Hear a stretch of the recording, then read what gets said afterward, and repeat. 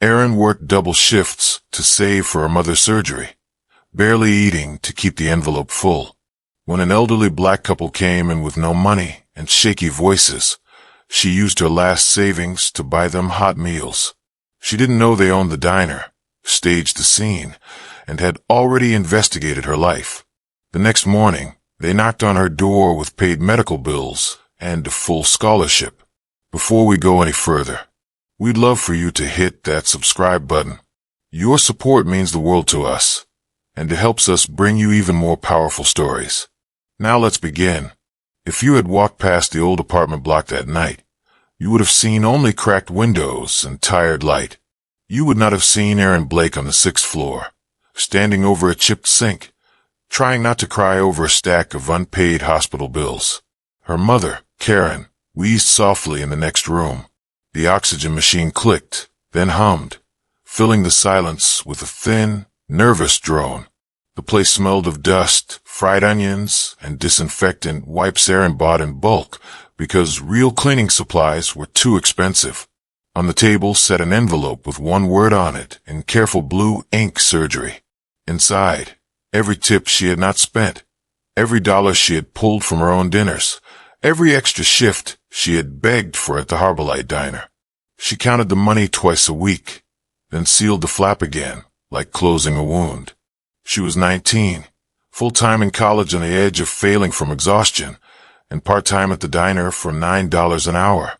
No parties, no trips. Her world was school, home, and the stretch of road in between that always smelled like wet asphalt and burnt coffee from the gas station on the corner. Down the hall, neighbors whispered about her. "That Blake girl never sleeps," one old man muttered as she rushed past him with laundry. "Always in that ugly green uniform." Another replied, "She thinks working herself to death will fix that mother. Life doesn't work like that." Erin heard them, but kept moving, fingers tight on the laundry basket, jaw clenched. Let them talk. They did not see her holding her mother's hand at 3 a.m. when the coughing fit would not stop. At the diner, she moved faster than anyone else. Plates on one arm, coffee pot in the other, sneakers squeaking on greasy tiles. The neon sign flickered in the window, buzzing like a trapped insect. The air held the heavy mix of bacon grease, cheap perfume, and the hiss of the grill. Regulars watched her with quiet curiosity. "That kid's going to burn out," the cook told the cashier one slow Tuesday. "Nobody works that hard for nothing." The cashier shrugged. "She is saving for some surgery, I heard. People do crazy things when they are scared." Scared was the right word. Every time Erin opened a medical letter, it felt like a countdown only she could hear.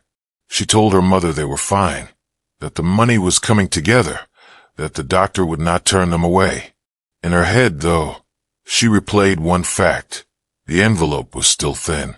The Colemans showed up on a gray afternoon when the diner felt half asleep. Rain tapped against the windows in a steady rhythm, and the place smelled like wet jackets and burnt toast. Erin was wiping down table 7 when the bell over the door gave a tired ring. Mr. and Mrs. Coleman stepped in slowly, shaking off the drizzle. They were in their late 60s, dressed plain, moving like people who had seen long years, but carried them with grace. They always sat in the corner booth. They always thanked her by name. Today, though, they looked uneasy. Mrs. Coleman held her purse close, fingers trembling as she settled into the seat. Her husband glanced around the diner, eyes sharp, almost searching. Erin noticed small details. Mud on the shoes, a ripped seam on the old man's sleeve, a worry they tried to hide under polite smiles. She brought menus over, but Mrs. Coleman slid them away with a quiet apology.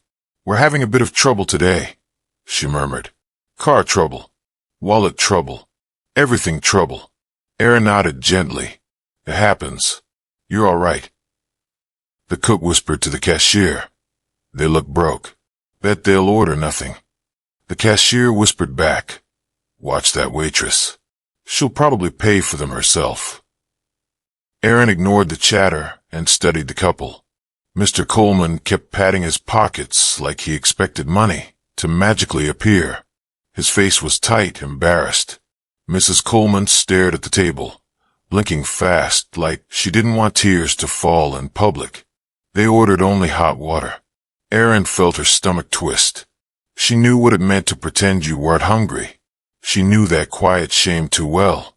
She walked to the back, opened her locker, and pulled out the small envelope she kept on her for emergencies. It wasn't part of the surgery money, but it wasn't far from it either. Every dollar mattered. Every shift mattered. And this choice would set her back again. Still, she bought them 2 full meals. Real plates, not the cheap stuff. Roast chicken, mashed potatoes, warm rolls. When she set the food down, Mrs. Coleman's hands flew to her mouth. "Oh, sweetheart, no. We can't accept this." "It's paid," Erin said simply. "Just eat." Mr. Coleman stared at her with a strange mix of gratitude and calculation, like he was trying to understand a puzzle only he could see. He cleared his throat, voice low. "You barely have enough for yourself. Why give this away?" She shrugged. "Because you needed it." Rain hammered the roof harder. The lights flickered once. A few customers looked over, whispering again. "That girl's crazy," one muttered. "No one sacrifices their own money like that." "She does," another said. "She always does." Erin called a mechanic she trusted and begged him to check their car. Her voice cracked once, but she steadied it. She even stepped outside to guide him when he arrived, her sneakers soaking through instantly. By the time their meal was finished, she was shivering from the cold, but she smiled anyway. Inside the booth, the Colemans watched her closely. No one else noticed it, but their eyes weren't just grateful now. They were measuring her. Erin woke the next morning with the stiff neck and the faint ache that came from sleeping in a chair beside her mother's bed. The apartment was cold. The cheap heater clicked, but never fully warmed the room. She wrapped a blanket around her shoulders and prepared for another long shift, unaware that her life had already shifted. A sharp knock echoed through the hallway. Not the neighbor's usual shuffle, not the landlord's impatient thud. This knock was steady, deliberate. She opened the door a few inches, ready to tell someone they had the wrong unit. The Colemans stood there. Not soaked, not tired, not broken. Mrs. Coleman wore a pressed coat. Her hair was neatly styled. Mr. Coleman looked taller somehow, posture straight, eyes sharp like polished glass. Behind them, a black SUV idled on the curb with a driver waiting in the front seat. Erin tightened her blanket. "Is something wrong?" "We need to talk," Mr. Coleman said gently. They stepped inside, looking around the apartment with quiet understanding. The peeling paint, the sagging cabinet door, the oxygen tank humming. Mrs. Coleman placed a hand on her chest, moved by the reality in front of her. Mr. Coleman spoke first. "Erin, yesterday wasn't what it looked like." Her stomach dropped. She thought they might accuse her of something or reveal a problem with the meal. Instead, he reached into his coat and pulled out a crisp folder.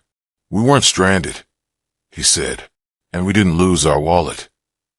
Erin blinked, confused, bracing herself. "We own the diner," Mrs. Coleman added softly, "and several more across the state." Erin felt heat rush to her face. I don't understand." The old woman stepped closer, voice steady. "Your manager mentioned you asking for an advance for your mother's surgery. He said you never complain. Always show up. Always push yourself." Mr. Coleman continued. "So we came in to see for ourselves. We needed to know if your kindness was real when it cost you something." Erin's mouth went dry. "You staged that whole thing." "Yes," he answered without hesitation. "And we ran background checks. Spoke to teachers, neighbors, customers. Everyone said the same thing. You give even when you shouldn't. You help even when you're drowning." She didn't know whether to feel honored or betrayed. Her hand shook slightly, the blanket slipping from her shoulders. Mrs. Coleman opened the folder. "We weren't testing your job performance. We were testing your heart. Aaron let out a breath,